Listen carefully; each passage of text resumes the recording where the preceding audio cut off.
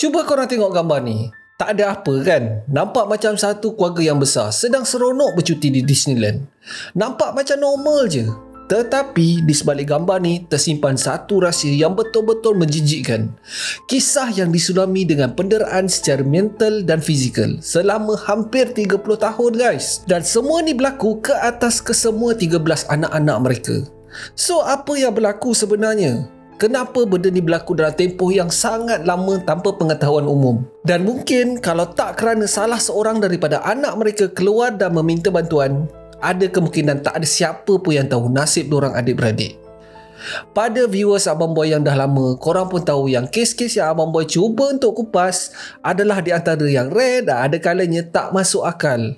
Dark pun ada juga kadang-kadang. Dan ini adalah di antara kes dalam kategori kejam dan dark. Tetapi macam biasa, sebelum Abang Boy kupas dengan lebih lanjut, let's roll the intro.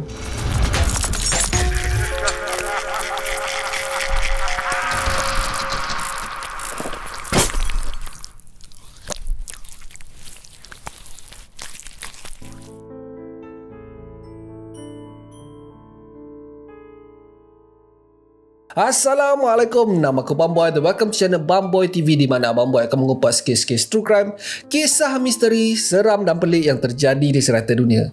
Dan kalau korang berminat dengan benda-benda dark macam ni, korang berada di channel yang paling sesuai untuk orang-orang aneh dan eksotik macam Abang Boy ni. Di akhir video, kalau korang suka dengan konten ni, Abang Boy sangat-sangat appreciate kalau korang boleh belanja Abang Boy satu like dan mungkin juga korang boleh consider untuk subscribe dan tekan bell notification button tu supaya tak terlepas video Abang Boy yang akan datang. Mamat rambut macam He-Man ni adalah David Alan Turpin. Dilahirkan pada 17 Oktober 1961. Dia dibesarkan dalam keadaan normal je. Dikatakan semasa membesar, dia menunjukkan mempunyai IQ yang tinggi. Dia adalah di antara best student dekat sekolahnya. Dia join club chess, kelab Bible, kelab sains. Dia juga menyertai kelab acapella guys. Walaupun menyertai banyak gila kelab dalam satu masa, dia tak pernah langsung mengabaikan mata pelajarannya. Rakan-rakan sekelasnya describe Mamat ni sebagai seorang mat buku atau nerd lah sedang cerita. Selepas dia menamatkan zaman persekolahannya pula, dia melanjutkan pelajarannya di Virginia Tech. Dan setelah graduate, dia mendapat kejayaan sebagai seorang engineer komputer di syarikat-syarikat ternama guys. Di antaranya adalah Lockheed Martin dan Northrop Grumman. Kedua-duanya adalah syarikat aerospace dan juga kontraktor pertahanan untuk kerajaan US. Bukan kaleng-kaleng mat dia punya resume. Pada umurnya 22 tahun, dia telah bertemu dengan Louis and Robinette yang pada ketika itu hanya berumur 15 tahun je. Louis ni pula langsung tak ada persamaan dengan David.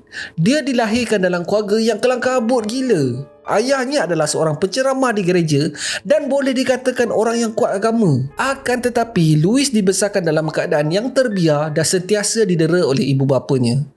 Tak cukup dengan tu, menurut adik kepada Louis, semasa mereka masih kecil lagi, maknya selalu membawa mereka keluar berjalan-jalan di hujung minggu. Bukan nak pergi mall ke, pergi McD ke, tak guys. Mak dia pergi jual adik-beradik ni kepada kawan-kawan lelaki maknya selama beberapa jam. Maknya adik-beradik ni guys, gila betul. Lepas dah settle, mak dorang akan bawa dorang pergi makan aiskrim dan mengugut dorang berdua supaya jangan bagi tahu apa-apa kepada ayah mereka. Kehidupan Louis di rumah tak seindah dengan keluarga yang lain. Boleh dikatakan hari-hari parents dia bergaduh. Ada je benda tak kena. Kalau ayah dia tak cari pasal, mak dia pula yang cari pasal. Pergi sekolah pula, dia dibuli sebab perwatakannya yang introvert. Begitulah kehidupan Louis dan adiknya sampailah dia bertemu dengan David. Louis nekat untuk melarikan diri dan berhenti daripada sekolah untuk tinggal bersama David. Disebabkan maknya dah tak dapat untuk Louis lagi, dia telah melaporkan kehilangan anaknya kepada polis dan berjaya mengesan pasangan ni di Texas. Agak mengejutkan bila bapa kepada Louis ni menerima David almost serta-merta. Mungkin disebabkan David pun bukanlah penagih dadah ke apa ke. Yelah, kerja pun bagus, ada rumah sendiri pula tu. Selalu pula pergi gereja. Dengan serta-merta dorang ni kamcing. Yang mengamuknya adalah mak kepada Louis. Dia memberi alasan yang Louis masih muda dan akan menyesal sebab membuat keputusan secara terburu-buru. Padahal bank ATM dia dah tak ada. Tetapi akhirnya maknya mengalah. apabila kedua pasangan ni decide untuk mengikat tali perkahwinan mereka pada tahun 1985. Time ni Louis masih berumur 16 tahun tau, dan David pula berumur 25 tahun. Untuk kali pertamanya dalam hidup Louis, dia bahagia hidup dengan cinta hatinya. David tak minum, dia tak balik kerja lambat, dia tak curang, dan dia adalah seorang suami yang penyayang. Tetapi itulah, suami yang penyayang tak bermakna boleh menjadi seorang ayah yang bertanggungjawab. Disebabkan kedua-dua pasangan ni daripada keluarga yang kuat agama, mereka berpendapat yang tugas utama mereka adalah untuk beranak pinak. Bukan sikit-sikit geng, 13 orang tu. Satu tim bola mat, siap ada reserve lagi 2 orang. Mereka telah dikurniakan dengan 10 orang anak perempuan dan 3 orang lelaki. Pada awal 1990-an, mereka telah berpindah ke sebuah kediaman yang mewah di Fort Worth, Texas. Mereka hidup tak bercampur dengan orang. Dorang buat hal dia orang je. Jiran-jiran bersebelahan mengatakan yang keluarga ni memang jarang bertegur siapa dengan masyarakat sekeliling. Dan mereka jarang melihat anak-anak pasangan ni. Kan Abang Boy dah cakap, dorang ni memang kuat agama. Tetapi lama kelamaan jadi lain pula guys.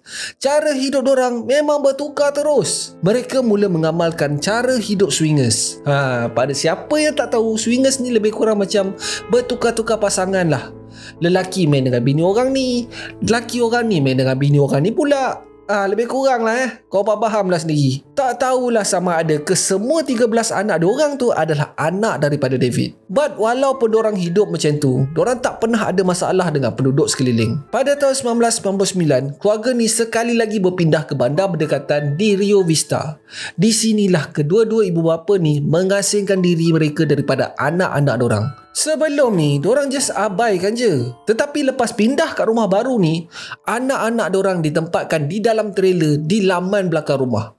Hanya 2 orang anak yang paling kecil je tinggal bersama David dan Louis. Dan anak-anak lain hanya diberi bekalan makanan seminggu sekali untuk mereka semua share.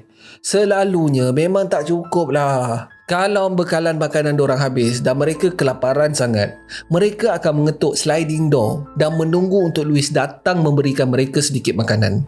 Itu pun kalau mood si Louis ni baik. Selalunya mereka akan dimarahi atas alasan mereka tak berjimat guys. Pada masa ni, adik-beradik diorang baru dalam 5 orang 6 orang macam tu lah. Hei gila mat, macam ni tak sedekah. Tak tahulah macam mana si David ni telah membuat permohonan untuk membuka sebuah sekolah dengan tujuan untuk mengajar anak-anaknya sendiri. Anak-anak dia daripada kecil tak pernah ke sekolah geng.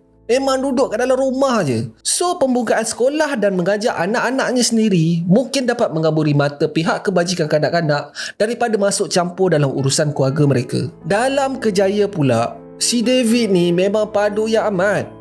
Pada masa tu dia memperolehi $140,000 setahun tau. So kalau kita nilaikan amount tu dengan nilai yang sekarang, roughly David dapat $257,000 setahun. $21,000 setiap bulan weh. Dan si Louis pula adalah suri rumah sepenuh masa. Salah seorang daripada anak perempuan mereka dibenarkan untuk bersekolah untuk sementara waktu. Akan tetapi, dia telah dibuli setiap hari disebabkan hanya memakai baju yang sama dan mengeluarkan bau yang sangat busuk. Macam tak mandi guys. Last David dan Louis memberhentikan dia sekolah dan pada masa itulah David decide untuk buka sekolahnya sendiri. Menurut Jordan, iaitu salah seorang daripada adik-beradik ni, mengatakan mereka sentiasa berada dalam kelaparan. Pada usianya berumur 6 tahun, dia terpaksa memakan sos tomato dalam paket hanya semata-mata untuk menggalas perut. Dan yang paling tak boleh belah adalah polis telah datang ke kediaman Tepin ni sebanyak 2 kali guys. Satu pada tahun 2001, pihak polis telah menjawab satu panggilan kecemasan apabila salah seorang daripada anak perempuan Tepin ni digigit anjing. Sekali lagi pada tahun 2003, polis datang untuk memeriksa kediaman Tepin ni disebabkan menerima aduan yang seekor babi peliharaan mereka telah terlepas dan telah memakan makanan anjing milik jirannya. Dan dalam kedua-dua pemeriksaan ni, polis tak jumpa apa-apa langsung yang mencurigakan pasal keluarga dorang. Pada tahun 2012, David mengambil keputusan untuk berhenti kerja dan mereka telah berpindah ke kediaman yang baru di Paris, California. Setelah keluarga Tepin ni pindah, ejen hartanah pergi untuk memeriksa keadaan rumah untuk menjualnya kepada orang lain. Apa yang dijumpa kat dalam rumah tu memang menjijikkan guys. Najis bersepah merata-rata. Dekat dinding, dekat lantai. Dia juga terjumpa katil-katil double decker dan rantai besi dipakukan ke dinding. Tak cukup dengan tu, bangkai kucing juga dijumpai bersama dengan timbunan sampah di sekitar rumah. Dah jadi macam kem tahanan perang dah weh. Penjara pun lebih baik keadaannya daripada bilik budak-budak tu. Dekat rumah dia orang yang baru ni, jiran-jiran mengatakan benda yang sama juga guys. Keluarga Tepin ni tak bercampur dengan orang. Memang jarang sekali lah diorang nampak anak-anak kepada keluarga Tepin ni. Kalau diorang ternampak dan tegur siapa, anak-anak Tepin akan bercakap seperti berbisik-bisik dan selalunya akan melarikan diri masuk balik ke dalam rumah. Jiran-jiran mengatakan anak-anak Tepin dilihat dalam keadaan yang pucat dan tak bermaya. Kurus usah ceritalah. Tak ada seorang pun daripada anak-anak Tepin ni yang cabi atau kelihatan sihat. Tetapi yang peliknya, gambar-gambar yang mereka post di media sosial dorang menggambarkan satu keluarga yang besar dan happy. Dorang pergi bercuti lah, pergi berkelah lah, pergi hiking lah. So semua orang nampak macam normal je. Benda ni sebenarnya untuk mengaburkan mata-mata jiran dan juga ahli keluarga Louis dan David. Pernah sekali adik perempuan Louis datang berkunjung ke rumahnya tanpa diundang. Adik Louis mengatakannya anak-anak Louis ni kelihatan sangat-sangat kurus dan dalam ketakutan sepanjang masa dia di rumah kakaknya tu. Adiknya juga mengatakan yang kakaknya telah banyak berubah. Louis yang dahulunya seorang kuat agama, sekarang dikatakan mengamal gaya hidup bebas, minum arak, berparti, pergi clubbing dan berjudi. Louis siap ajak adiknya untuk join sekali dalam aktiviti swinger. Sebenarnya Louis dan David dah mengabaikan anak-anak dorang starting daripada anak pertama lagi, semasa mereka berada di rumah Fort Worth, dan keadaan menjadi lebih teruk bila keluarga ni berpindah ke Paris. Dorang bukan hanya mengabaikan anak dorang je tau. Di sini dorang dah mula kerap mendera secara fizikal ke atas anak-anak mereka. Ada je hukuman yang diberikan. Di setiap katil anak-anak terdapat gari dan rantai besi yang dipaku ke dinding rumah. Bukan katil je tau. Dekat dalam almari baju pun ada rantai juga. Keadaan di rumah tu usah cakap lah. Memang bersepah gila kot. Dorang adalah dalam kategori hoarders. Ini jenis yang suka simpan-simpan barang tu lah. Ada juga bilik yang tak boleh dimasuki disebabkan terlalu banyak bungkusan sampah yang menimbun. Boleh dikatakan di setiap dinding bilik terdapat najis. Setiap tingkap akan ditutupi dengan bidai di setiap masa, menjadikan anak-anak Tepin ni pucat disebabkan tak menerima cahaya matahari. Makanan pula akan dibahagikan sesama mereka dan hanya diberi makan sekali je sehari. Mandi tak payah cerita lah. Najis pun main kesat kat dinding. Korang rasa diorang ni mandi ke? Diorang hanya dibenarkan mandi hanya sekali je setahun. Hui, bau confirm piau dalam rumah tu. Teringat Abang Boy satu kes yang Abang Boy cover tak berapa lama dulu tentang gadis OKU yang dijumpai mati dalam keadaan yang hampir sama dengan anak-anak keluarga Tepin ni. Korang boleh usah link dekat atas ni. Anyway, David dan Louis mengawal setiap aspek dalam kehidupan anak-anak dorang. Korang percaya tak? Anak-anak dorang ni akan didenda sekiranya dorang basuh tangan tau. Dah lah berak main kesat kat dinding je. Nak basuh tangan pun tak boleh guys. Alasannya adalah budak-budak ni akan membazir air. Dorang akan main air lah lebih kurang. Apa ke gila dorang ni? Teruk tu dorang layan budak-budak tu. Anak sendiri tu bay. Tak cukup dengan tu anak-anak Tepin juga dipukul, dicekik, dirantai, dikurung dalam almari dan dibiarkan kelaparan sekiranya dorang buat apa saja kesalahan. Dorang akan dirantai atau digari di katil dan tak dibenarkan untuk pergi ke mana-mana. Kadang-kadang tu sampai berbulan-bulan guys. So korang rasa kat mana lagi yang dorang nak melepas? Memang kat katil je lah ceritanya. Dalam pada masa dorang layan anak-anak dorang macam haram, David dan Louis mempamerkan kepada jiran yang mereka sangat-sangat sayang kepada anak dorang. David dilihat selalu membeli alat mainan, tetapi korang tahu tak apa yang dibuat dengan mainan tu? Dia melarang anak-anaknya untuk mengeluarkan mainan tu daripada kotak. Budak-budak tu main macam tu je lah. Toys tu masih dalam kotak tau. TV usah ceritalah. Budak-budak ni memang hidup terasing daripada dunia luar. Dorang tak tahu apa itu polis, dorang tak tahu apa itu doktor. Ubat pun dorang tak pernah makan guys. Hoi, mental siap kes ni. Tetapi ada satu je benda yang dorang dibenarkan buat. Dorang dibenarkan untuk menulis jurnal dorang sendiri. Lebih kurang macam diary lah. Di sinilah dorang akan menulis apa yang berlaku daripada hari demi hari. Yelah, itu je lah kot yang dorang boleh buat. Dalam masa yang sama, 2 orang anak remaja perempuan membuat rancangan untuk melarikan diri dan meminta bantuan daripada orang luar. Mereka memang tak tahan sangat dah hidup macam sampah masyarakat. Pada awal tahun 2018, David dan Louis bercadang untuk berpindah sekali lagi ke tempat lain.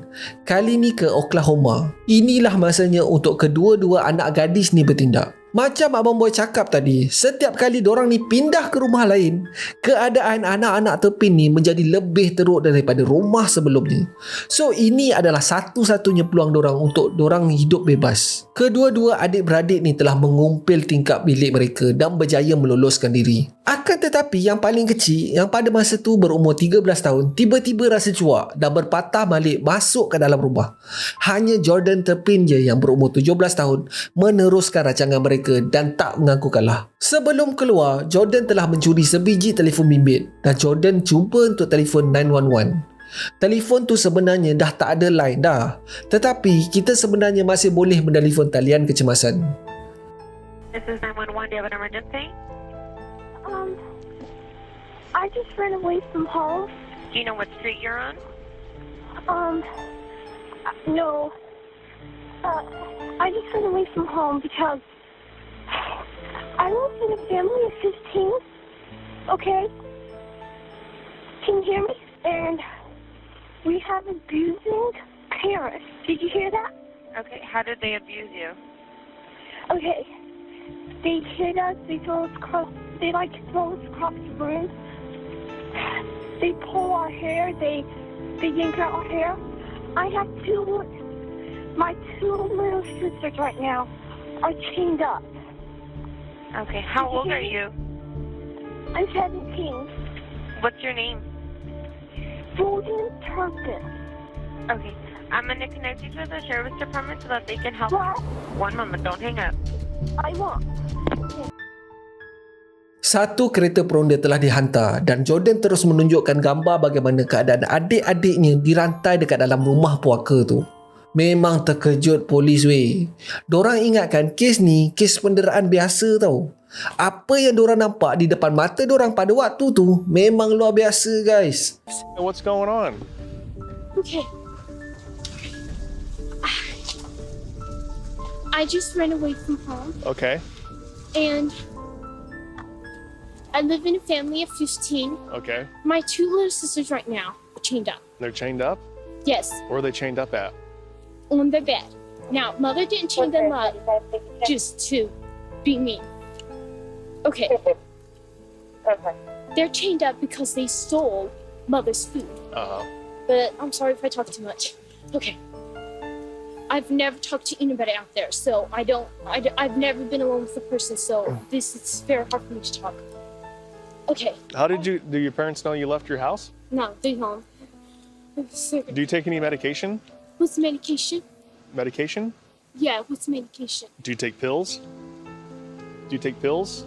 Oh, I For- don't think I've ever taken a pill before. Okay. Right, I haven't. Our parents are abusing. They abuse us. But the reason I called and the reason I managed to get out here, this is one of the most scariest things I've ever done. Uh-huh. I'm terrified. But I called because my 2 little sisters, they're chained up right now. Do you have pictures of that? Yes, I can show you. I actually didn't have it, and then one of my sisters told me I need to get pictures. You have pictures of your sisters chained up? Yes, but they're in here. Okay, I don't have proof of everything, but I have proof that my sisters are chained up. So see, look at that. See, those are the places that make it on them. And see how dirty she is. We are so filthy. We don't take baths. We don't. How did your sisters get like this? Okay. Your parents chained them up? Yes, because they stole food. Okay. But they stole it because they were hungry. Who took this picture? I did. I took those pictures. Okay. You make sure to save these, okay? Okay, I will. Don't get rid of those. I will. I won't. Polis telah mengetuk pintu depan rumah puaka tu Dalam masa David nak buka pintu tu, Louis dengan segeranya telah membuka gari dan rantai yang dikenakan ke atas anak diorang. Tahu kau gelabah? David dan Louis pura-pura macam terkejut. Macam tak tahu kenapa polis tiba-tiba nak cek rumah diorang pagi-pagi buta tu. David siap protes kot. Tak bagi polis masuk rumah tu kalau polis tak ada warrant. Rasanya kalau dah dalam keadaan macam tu, polis tak perlu warrant kot. Sebab dah ada unsur-unsur jenayah yang berlaku. So pada mana-mana yang tahu pasal ni lah, mungkin korang boleh betulkan kalau Abang Boy salah. Anyway, polis tak ambil masa lama pun untuk cek dekat dalam rumah tu. Masuk-masuk je, sampah merata-rata guys. Itu tak termasuk lagi dengan najis, bangkai kucing, tikus dan juga makanan yang dah busuk dah basi. Serta merta David dan Louis telah digari dan dibawa ke dalam kereta peronda. Bila polis periksa bilik diorang pula, mereka telah menemui kesemua anak-anak terpin. Ada yang mereka jumpa masih dirantai sebab Louis tak sempat nak tanggalkan. Keadaan mereka sangat-sangat menyedihkan. Badan penuh dengan kotoran dan najis. Seluar berkerak. Oi gila, sampai berkerak kot. Kesemuanya kelihatan kurus dan tak bermaya. Budak-budak tu adalah di antara umur 2 tahun hingga 29 tahun. Hanya yang berumur 2 tahun je yang dijaga dengan elok. Yang lain memang ke laut guys. Korang bayangkan anak diorang yang paling tua berumur 29 tahun tau. Tetapi mempunyai berat 37 kilogram je. 37 geng. Lengan dia hanya sebesar kanak-kanak yang berumur 10 tahun tau. Mula-mula polis ingatkan kesemua anak-anak ni adalah remaja. Padahal 7 daripada dorang ni lebih tua daripada 18 tahun. Dalam tengah-tengah geledah tu, polis temui beratus-ratus selai jurnal yang ditulis oleh budak-budak tu. Jurnal ni lah yang dijadikan bahan bukti tentang kekejaman David dan Louis lakukan kepada anak-anak mereka. David dan Louis berdepan dengan 12 pertuduhan penderaan, 12 pertuduhan mengurung secara paksa, 7 pertuduhan penderaan orang dewasa, 6 pertuduhan penderaan kanak-kanak. David dapat satu lagi pertuduhan ekstra, iaitu serangan seksual kepada kanak-kanak yang berumur 14 tahun ke bawah. Ikat jamin telah ditetapkan sebanyak $12 juta untuk David dan $9 juta untuk Louis. Kesemua anak-anak terpin ni telah dihantar di hospital disebabkan kekurangan nutrisi. Doktor yang merawat diorang ni sampaikan takut untuk bagi nutrisi dengan banyak sebab badan diorang ni mungkin akan mengalami tindak balas yang negatif. Hei, punyalah teruk. Mereka berada di bilik ward selama berminggu-minggu sebelum dorang boleh stabil. Kaki tangan hospital telah bertungkus lumus merawat mereka dengan berbagai-bagai rawatan. Masalah jantung akibat kekurangan nutrisi, kecacatan saraf otak, speech delay dan macam-macam lagi lah. Akhirnya 6 daripada anak-anak terpin ini telah diserahkan kepada Jabatan Kebajikan Kanak-kanak dan selebihnya cuba sedaya upaya untuk hidup di luar secara normal. Mereka dikatakan menghadiri sesi kaunseling untuk cuba menyesuaikan diri di luar. Pada 22 Februari 2019, dengan bukti-bukti yang banyak, David dan Louis telah didapati bersalah atas beberapa pertuduhan dan dijatuhkan hukuman sepanjang hayat mereka. Mereka hanya dibenarkan untuk mendapat parol selepas menjalani tempoh 25 tahun penjara. Satu siri penyiasatan telah dilakukan oleh ABC News Magazine 2020 terhadap anak-anak terpin pada tahun 2021. Apa yang diorang jumpa adalah kebanyakan anak-anak terpin telah diabaikan oleh Jabatan Kebajikan Kanak-kanak. Ada yang hidup di jalanan guys, dan mereka tak berupaya menggunakan dana yang bernilai puluhan ribu dolar yang telah didermakan kepada mereka. Duit tu telah diletakkan di dalam dana yang dijaga oleh pegawai kebajikan mereka tau. Pihak penyiasat juga mendapati yang 5 daripada anak-anak terpin yang di bawah umur telah diserahkan kepada keluarga angkat dan mereka telah didera. Serius tu, tak habis-habis penderitaan yang diorang terima. Keluarga angkat ni telah dijatuhkan hukuman dan mereka kembali dimasukkan ke dalam rumah anak-anak yatim.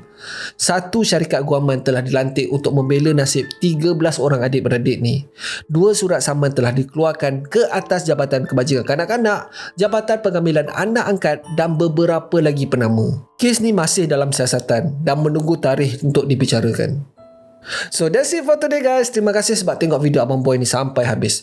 Kalau korang suka dengan video ni, Abang Boy sangat-sangat appreciate kalau korang boleh belanja Abang Boy satu like, dan mungkin juga korang boleh consider to subscribe dan tekan bell notification button tu supaya tak terlepas video Abang Boy yang akan datang. So akhir kata, jangan nakal-nakal, be awesome, stay creepy. Assalamualaikum.